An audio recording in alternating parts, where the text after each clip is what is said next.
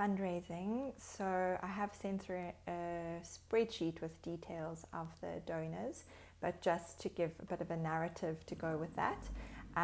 So the focus for the last 2.5 months, quite a few of our 2021 donor reports were due at the beginning of this year, quite a few big ones. So that was quite time consuming at the beginning of the year, but we've gotten off all of our 2021 reports by Feb. It's been a huge help to have Sarah, the consultant, when it comes to report writing and proposal writing.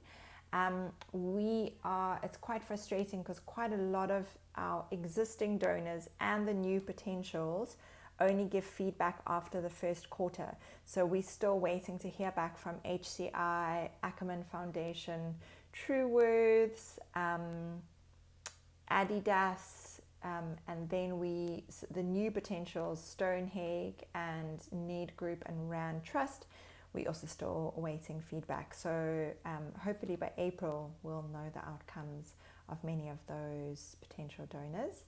And so what we've been focusing on in the last couple of weeks is trying to follow up with any potential previous leads and starting to research new leads of big potential donors, and then getting all of our documents ready so that when there are potentials for applications, we've got everything. So one of the things is our annual report from 2021, because that's a requirement for many proposals.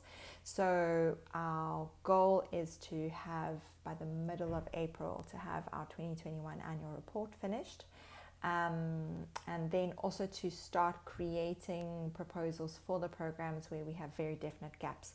So our yoga extramural program, our eco warrior program, our alumni camp for next year, we're already starting to fundraise for that. And so to get those applications ready so that if we do find potential donors that are aligned to those programs, we can send through the applications. But I think that guess that's all maybe in terms of an update of where we're at, that can then be looked at together with the spreadsheet that I sent through. I still do feel like there's a question mark for me around like a strategy of focusing on individual giving, or is it the larger multi-year donors, and if yes, then how do we find those potentials?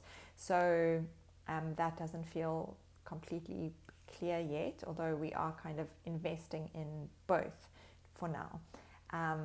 And one thing where there has been progress was I met with a friend of Laura Saylor's, who runs a German charity, and they've got a registration in Germany and in South Africa, and so bank accounts in both, because with the increased number of German donors, we really did need to find a way for donations to be tax deductible. And it sounded like for us to register in Germany would be incredibly complex. And so she has very generously offered that we could partner with her charity, and they would be a conduit for German donors, that the German funding that we would receive. So it would go through their German bank account, transferred to their South African one, and then transferred to us. And then they would be able to help with that paperwork, like they did with Laura Saylor's donation. They helped with that. So they issued her with the tax certificate so that her donation could be tax deductible. So that's really great. And I'm going to be meeting with her later this week to try and formalize that partnership. But at least it means that moving forward we can offer that benefit to our German donors.